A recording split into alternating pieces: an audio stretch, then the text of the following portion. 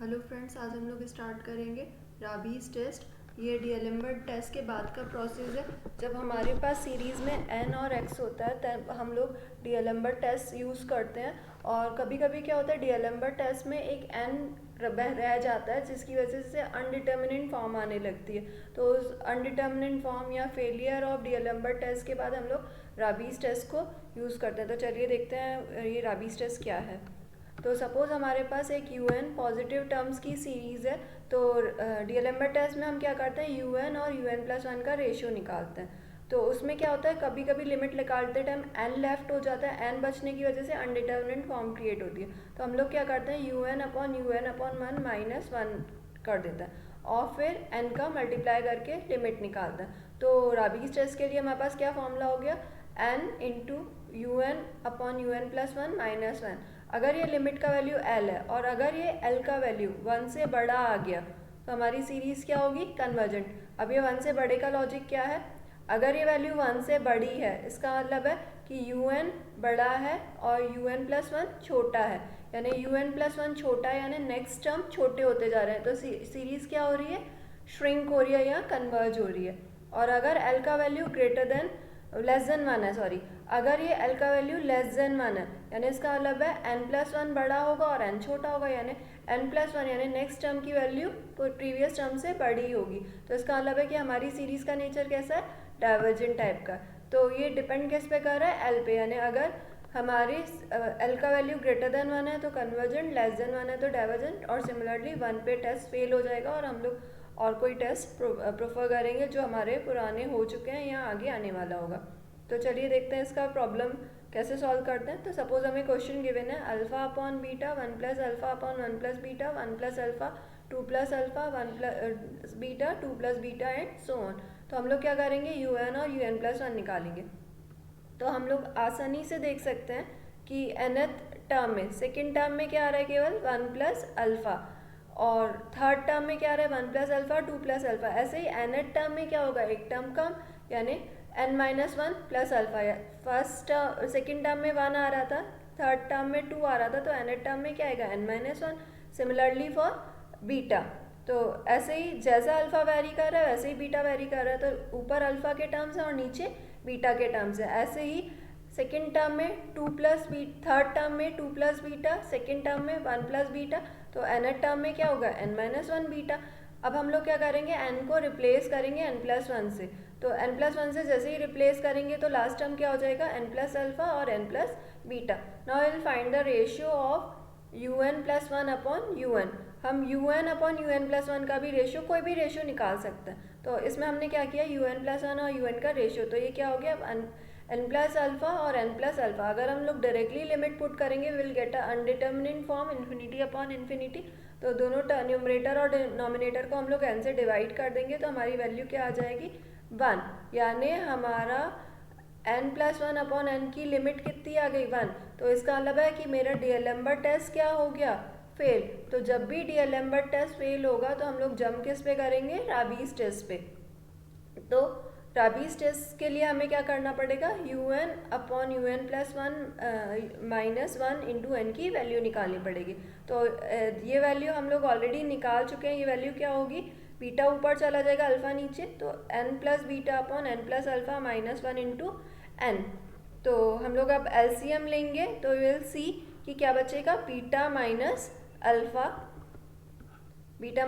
Numerator में बचेगा into n/n+α। If we take the limit, directly limit लोगे तो अगेन अनडिटर्मिनेंट फॉर्म ∞/∞ आएगी। सो न्यूमरेटर और डिनोमिनेटर को n से डिवाइड करेंगे तो कितना बचेगा, बीटा माइनस अल्फा। अब ये हमारा जो कन्वर्जेंस का नेचर है वो किस पे डिपेंड करेगा, बीटा माइनस अल्फा पे। अगर राबीज टेस्ट के according beta minus alpha greater than 1 हो गया तो हमारी सीरीज़ क्या होगी, कन्वर्जेंट। अगर beta minus alpha less than 1 हो गया तो सीरीज़ क्या होगी, डाइवर्जेंट। आपको टेस्ट का नाम मेंशन करना कंपलसरी है। तो अब अगर beta minus alpha equal to 1 हो गया तो राबी टेस्ट भी क्या हो जाएगा, फेल। पहले क्या हुआ, डीएलएम्बर्ट टेस्ट फेल हुआ, अब क्या हुआ, बीटा माइनस अल्फा 1 होने पे राबीज टेस्ट भी फेल हो गया। तो यहाँ से हम कंक्लूड कर सकते हैं क्या, बीटा = 1 + अल्फा। तो तो हम लोग अब यही करेंगे अपनी सीरीज़ में, बीटा इक्वल्स टू क्या पुट करेंगे, 1 प्लस अल्फ़ा। तो हमारी सीरीज़ कैसी हो जाएगी, अल्फ़ा अपॉन बीटा की जगह कितना आ जाएगा, 1 plus alpha. 1 plus alpha 1 plus beta नीचे था, तो 1 प्लस बीटा की जगह क्या आ जाएगा, 1 प्लस अल्फ़ा, तो 1 और 1 कितना हो जाएगा, 2। ऐसे ही नीचे यहाँ कितना था, 2 प्लस बीटा, तो ये कितना हो जाएगा, 2 प्लस 1 प्लस अल्फ़ा यानी 3 plus alpha and so on. तो इस टाइप से हमें एक नई सीरीज़ जनरेट हो जाएगी। तो अब हम इस सीरीज़ को अगर समेशन फॉर्म में लिखना चाहें तो alpha 1 plus alpha 1 plus alpha 1 plus alpha सब में कॉमन है। तो हाँ, यहाँ पे कुछ टर्म्स कैंसिल आउट भी हो रहे हैं, देखिए 2 plus alpha 2 plus alpha cancel out हो रहा है, तो 1 प्लस अल्फ़ा 3 प्लस अल्फ़ा ही बचेगा, यानी जो मल्टीप्लिकेटिव टर्म्स है वो भी कैंसिल आउट होने लगे। यहाँ पे 2 plus alpha 2 plus alpha 3 plus alpha 3 plus alpha cancel out हो गया, 1 प्लस अल्फ़ा और 4 प्लस अल्फ़ा बचा। तो मल्टीप्लिकेटिव टर्म्स कट भी सकते हैं। तो हमारी फाइनली सीरीज़ में कितना बचा, 1 प्लस अल्फ़ा, न्यूमरेटर कॉमन है। हाँ, मैं पहले टर्म को अभी इग्नोर करके चल रही हूँ, इस टर्म को अभी इग्नोर कर सकते हैं। और नीचे कितना बचा, n प्लस अल्फ़ा, यानी सेकेंड टर्म में आ रहा है 2, थर्ड टर्म में आ रहा है 3, फोर्थ टर्म में आ रहा है 4। तो हमारा फाइनली क्या आएगा, n प्लस अल्फ़ा। हम पहले टर्म में अगर, because this is a infinite series, तो हम कुछ भी प्लस माइनस करें तो कोई इम्पैक्ट नहीं पड़ेगा। तो मैं इस अल्फ़ा की जगह क्या लिख सकती हूँ, 1 प्लस अल्फ़ा हम लोग लिख सकते हैं, क्योंकि इनफाइनाइट सीरीज़ में एक आध टर्म अगर ऐड हो भी गया तो कोई इफेक्ट नहीं पड़ेगा। तो सिमेट्री बनाने के लिए हम लोग अल्फ़ा की जगह क्या रिप्लेस कर देंगे, 1 प्लस अल्फ़ा। तो पहले टर्म को हमने क्या किया, इग्नोर करके चला, या 1 प्लस अल्फ़ा को उसमें ऐड कर दिया। तो अब हम लोग एक और चीज़ करते हैं, 1 प्लस अल्फ़ा और n प्लस अल्फ़ा दोनों न्यूमरेटर डिनोमिनेटर में क्या हो रहा है, अल्फ़ा अल्फ़ा ऐड हो रहा है। तो ये टर्म किससे कम है, 1 अपॉन n से कम होगा डेफिनेटली। अगर मैं दोनों में से ये अल्फ़ा अल्फ़ा हटा दूँ तो this term 1 by n will be less than 1 plus alpha और 1 n प्लस अल्फ़ा। आप इसको एक एग्जाम्पल की हेल्प से भी देख सकते हैं कि अगर मैं यहाँ पे, आप n की एक जनरल वैल्यू ले लीजिए, सपोज 2, तो और अल्फ़ा की भी वैल्यू मैं 2 ले रही हूँ, तो 3 और नीचे कितना हो जाएगा 4, 3 अपॉन 4, और 3 अपॉन 4 कितना होगा, 3 अपॉन 4 का वैल्यू निकाल सकते हैं, और यहाँ पे हम निकालेंगे 1/2 का, तो डेफिनेटली ये वैल्यू कम आएगी। तो इसका मतलब है कि 1 upon n is less than 1 plus alpha n plus alpha. आप इस एग्जाम्पल से देख सकते हैं 1/2 इज़ लेस देन 3 अपॉन 4 से हमने इसको वेरीफाई। कभी भी ऐसे लेस देन ग्रेटर देन का कंफ्यूजन हो तो आप वेरिएबल को कोई कांस्टेंट वैल्यू असाइन करके इनइक्वालिटी को अपना चेक भी कर सकते हैं। तो कंपैरिजन टेस्ट से क्या हुआ,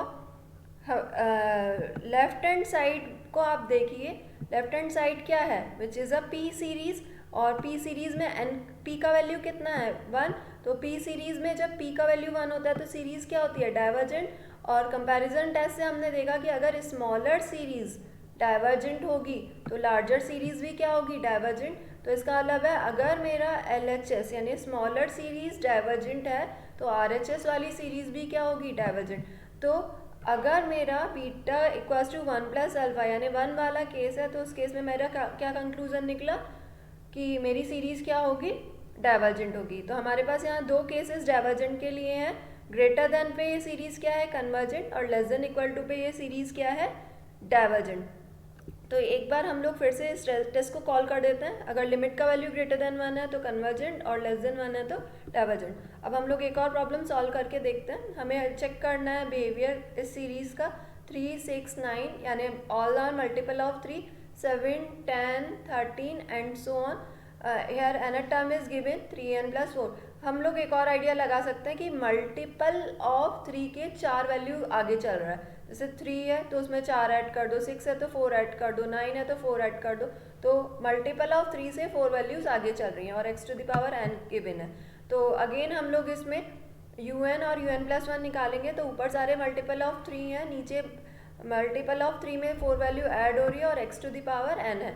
ऐसे ही n को रिप्लेस करेंगे n प्लस 1 से, तो ऊपर कितना हो जाएगा 3n प्लस 3, और नीचे कितना हो जाएगा 3n plus 3 plus 3 plus 4 that is 3n plus 7 और x to the power n plus 1। Then we will find the ratio of un+1 and un। तो अगर आप दोनों सीरीज़ को डिवाइड करोगे तो एक तो डेफिनेटली x तो बचेगा, क्योंकि n+1 ऊपर है तो x⁻n+1 अपॉन x⁻n कितना बचेगा x। बाकी सारे टर्म्स कट जाएंगे और ऊपर कितना आ जाएगा 3n+3 अपॉन 3n+7। अगर मैं यहाँ पे डायरेक्टली लिमिट पुट करूँगी तो I will get a indeterminate form infinity upon infinity. तो न्यूमरेटर और डिनोमिनेटर को हम n से डिवाइड कर लेंगे तो हमारी वैल्यू कितनी आ जाएगी x। अब हम लोग x की वैल्यू को कंसीडर करते हैं ग्रेटर देन 1। तो हमारी लिमिट अगर ग्रेटर देन 1 है तो सीरीज़ क्या होगी, डाइवर्जेंट। अगर लेस देन 1 है तो मेरी सीरीज़ क्या होगी, कन्वर्जेंट। ये कंक्लूजन हमने किससे निकाला है, डीएलेम्बर्ट टेस्ट से, क्योंकि मैंने अभी रेशो किसका निकाला है, un+1 और un का। अगर मेरी x का वैल्यू 1 हो जाए तो हमारी सीरीज़ कैसी हो जाएगी, x रिमूव हो जाएगा, 1n इज 1। तो मेरी सीरीज़ में क्या हो गए, मल्टीपल ऑफ 3 और मल्टीपल ऑफ 3 के 4 वैल्यू ज़्यादा। सिमिलरली मैं un+1 निकालूंगी। नाउ अब डीएलेम्बर्ट टेस्ट के फेलियर के बाद हम लोग किस पे अप्रोच करेंगे, राबीज टेस्ट पे। तो हम लोग इसके लिए क्या करेंगे, un/un+1 -1 इंटू n की वैल्यू निकालेंगे। तो n तो बाहर है ही, un/un+1 हमने यहाँ पे क्या किया था, un+1/un निकाला था, तो इसका जस्ट रेसिप्रोकल हो जाएगा। तो 3n+7 अपॉन 3n+3 -1 एलसीएम लेंगे तो कितना आ जाएगा, 4/3n+3। तो डायरेक्टली लिमिट हम पुट नहीं कर सकते, न्यूमरेटर और डिनोमिनेटर को डिवाइड करेंगे तो हमारे पास वैल्यू कितनी आ जाएगी, 4/3 विच इज़ ग्रेटर देन 1। तो अगर x इक्वल्स टू 1 है तो हमारी लिमिट का वैल्यू कितना आ गया, राबीज टेस्ट में greater than 1 which is the condition of convergent.